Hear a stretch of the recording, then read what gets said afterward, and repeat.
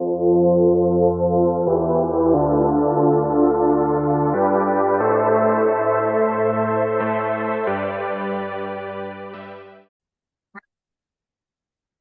there, it's Stephanie Shea, Chief Astrologer for janspiller.com, and I'm here with your December astrological overview. This might be a bit of a longer forecast because there's a lot going on. I'm calling it the month of doubles because we enter the month under double retrogrades, Mercury and Mars, and we experience two new moons on December 1st and one on December 30th. So I think it's going to feel kind of tense because we really want to make changes. Having these two new moons, people are thinking about setting intentions, setting New Year's resolutions, but at the same time, we're being called to slow down and rest by these inner planet retrogrades. So just try to keep a big picture perspective and realize you can dream for the future, brainstorm, research for the future, but try not to jump headfirst into something new this month. We're going to have some extra confusion in the days around December 7th because that's when Neptune stations direct. So I'll tell you more about that.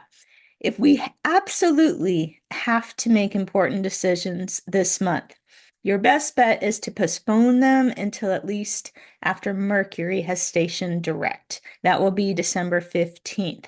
So after December 15th, at least we're only under the influence of Mars retrograde. Now, we will be under this Mars retrograde influence for the next several months with Venus retrograde right on its heels. The Mars retrograde ends on February 23rd of 2025. We get a few days off. March 1st, Venus stations retrograde, March 1st until April 12th, 2025. So really the best use of our time now is following through with predetermined plans and finishing what we've started. But like I said, life happens. If you have to make a big decision or do something new, at least try to do it in the second half of December. Now, there is a lot of power and a lot of potential in this month's astrology. The solstice on December 21st is emphasizing themes of personal responsibility and taking charge. So just because we're not starting anything new does not mean we can't make progress. So lean into the energies that are supporting your work ethic this month. Now, between December 6th of last year, 2024, or of this year, right? December 20, I've been working ahead. So between December 6th of this month and January 5th, 2025, during that window of time, Mars will be retrograde in the sign of Leo. Now, Mars expresses itself quite powerfully in this fire sign. When Mars is retrograde in Leo, we all need to be very mindful about any urges to overpower others.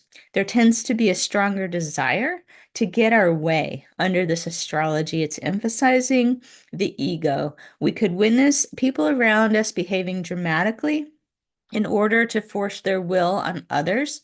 So instead of adding fuel to the fire, if you find yourself in a confrontational situation, it's really best to step back, do the things that make ourselves happy.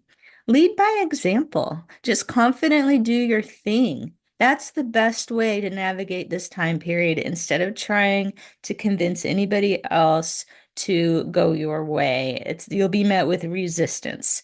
Now, others are going to be a lot more apt to follow our lead when they feel the option they're choosing looks like fun.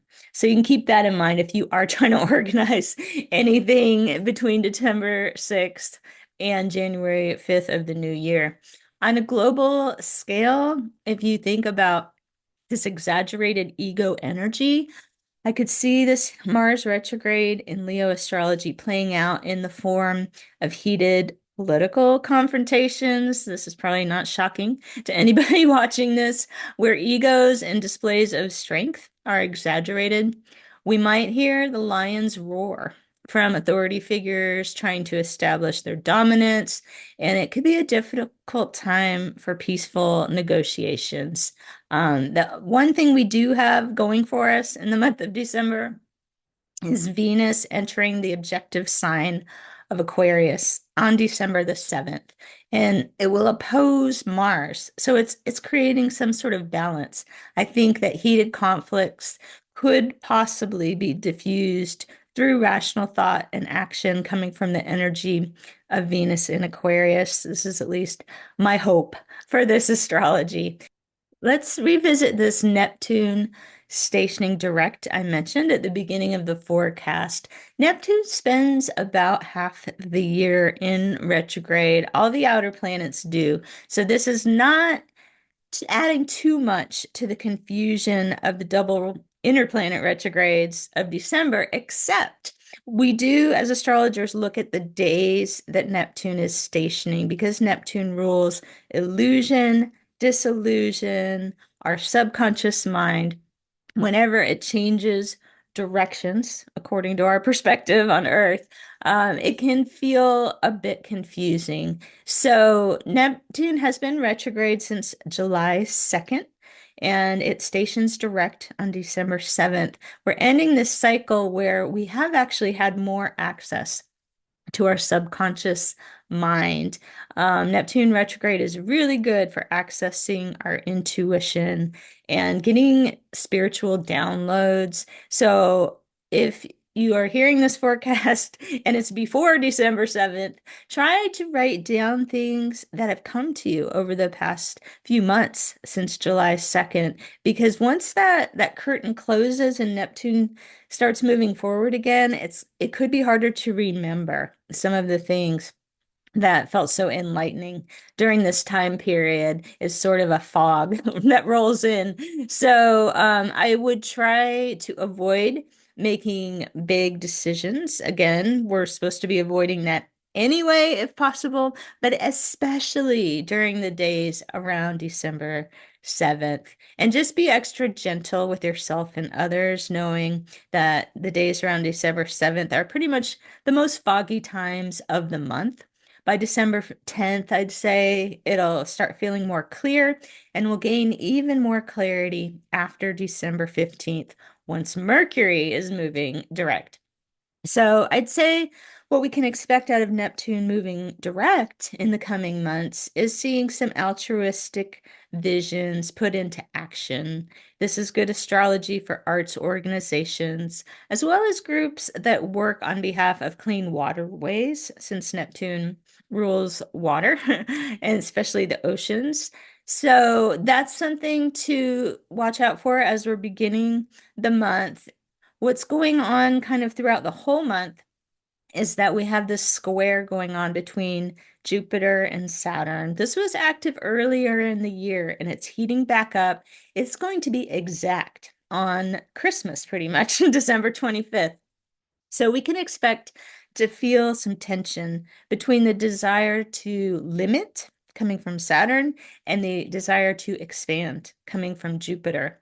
Globally, unfortunately, this could escalate existing border conflicts. It might also indicate disputes based on religious beliefs or philosophy because Jupiter is the planet of spirituality and Saturn is in the spiritual sign of Pisces. So, unfortunately, the square between these two planets can bring out the worst of dogmatic and fanatical behaviors. Is something to keep an eye on. It's something that already exists in the world, but knowing the square is in effect, maybe see what we can do in our personal lives to try to bring people together instead of dividing them. In our personal lives, we might be grappling with what's the right or the moral thing to do. Ethics are a big theme here. We could feel that we're of two minds about a situation, and we might feel pressured by others to conform to their values. But it's up to us to calibrate our own moral compass. We can benefit from this energy when we use it to create our own boundaries and rules about living in our integrity. Now, the full moon Is kind of a theme of information overload.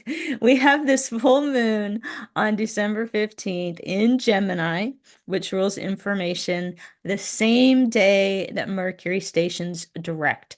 Full moons always bring information to light, and I think particularly when it's in an information-based sign like Gemini, there's some kind of message that comes through.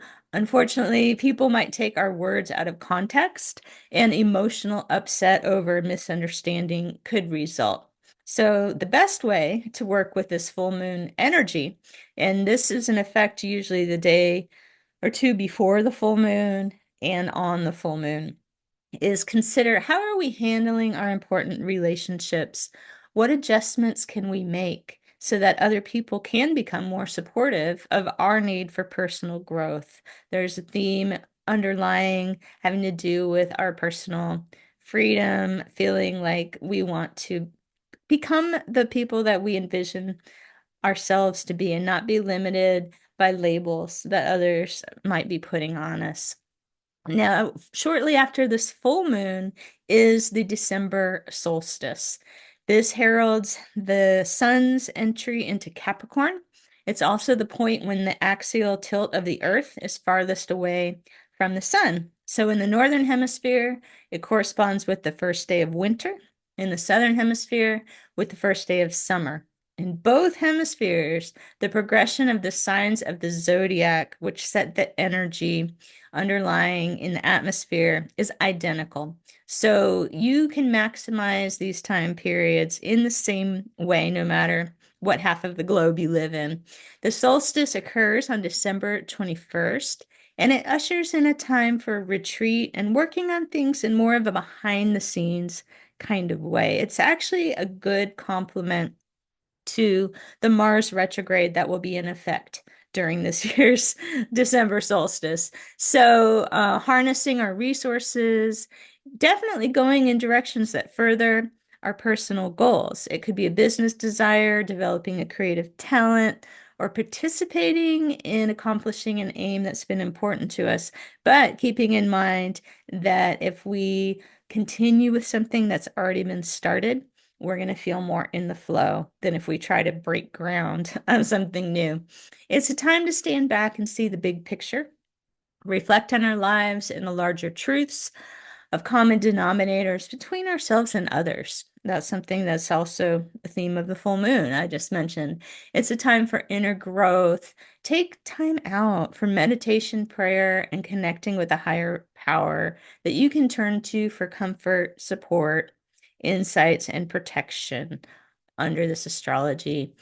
Now, let's dig in to Mercury. We talked about the retrograde cycle. Again, it started back November 25th and it stations direct December 15th. During these days, Mercury has been retrograde in the sign of Sagittarius, which rules our ideals and our outlook on life. So it's possible over the past few weeks we've been questioning ourselves, feeling unsure of which direction to take. We maybe even had a change of heart or an awakening that helped us to release a false belief. Once Mercury is moving direct, we're probably going to feel more clear-headed and able to stand more firmly in our convictions. But just realize we're in the shadow phase of this Mercury retrograde cycle until January 3rd, plus we're under Mars retrograde. So it's more of a yellow light. Like keep moving forward, but check everything, double check everything if you've decided to move forward with a decision. It won't be the time to do anything impulsive. That's that Mars retrograde at work. The best way to navigate the upcoming astrology is to take slow, cautious steps forward and just stop in your tracks and reflect if you find yourself in an overly reactive mindset and get yourself regrouped. Now, we're also going to be working on keeping our ego in check under December's astrology. I mentioned December 7th, Venus moves into Aquarius. Venus stays in Aquarius until January 2nd of 2025. So the first 6 days of the month, before Venus moves into Aquarius. It will be in Capricorn. Those days are pretty good for making some progress on a personal goal. Remember, especially if you've already started it, we'll have that Capricorn initiative going. Once Venus enters Aquarius, we could be drawn towards projects that benefit the greater good. It's going to be a favorable month for volunteer work and teaming up with others towards a common cause. Now, as the month begins, Venus in Aquarius will oppose Mars in Leo. I think this will help us keep our egos in check and help us to see things from a more neutral perspective. Venus in Aquarius really wants us to be part of a community. That's what feels good under Venus in Aquarius. Friendship is such a big theme for the month. We're going to feel so good when we're engaging in mutually supportive relationships with others. So don't try to go it alone. Now let's talk about our two new moons. We start the month and end the month on new moon energy. The first one is December 1st, Sagittarius, new moon. Knowing that this falls during a Mercury retrograde cycle, it's always advisable to take your time in compiling your wish list. Make sure your wish sits well with your gut instinct before you decide to commit it to keeping it on your paper. Maybe write your wishes in pencil and then make some edits. Since the first new moon of the month is in Sagittarius, this is a time where your wishes in the areas ruled by Sagittarius are particularly supported. This comes from Jan's book, New Moon Astrology. Highly recommend it. Very practical for working with new moon energy to manifest what you want in your life. Among other things, Sagittarius holds dominion over optimism, faith, good luck, adventure, freedom, travel. There's so many things. Legal issues, if you've got that going on, finding solutions, spontaneity, peace of mind, higher education. You get the idea. There's a lot going on that are emphasized. You can certainly make wishes in any area of your life at each new moon, but I always like to highlight the themes of the sign of the new moon because they're particularly powerful and you may want to hone in on one or two of those. Now, when we get to December 30th, we will have the Capricorn new moon. And note that this new moon takes place during a Mars retrograde, right? So it could take until after Mars goes direct to feel supported in taking direct action towards your goals. And then, as I mentioned, Venus goes retrograde March 1st through April 12th. So really, you're on a slower track right now. This is not the fast track into the new year. That's okay. Slow growth is often more sustainable. Now is the time at this December 30th Capricorn new moon to set intentions, do some planning, and know that you're going to be taking slow, steady steps forward.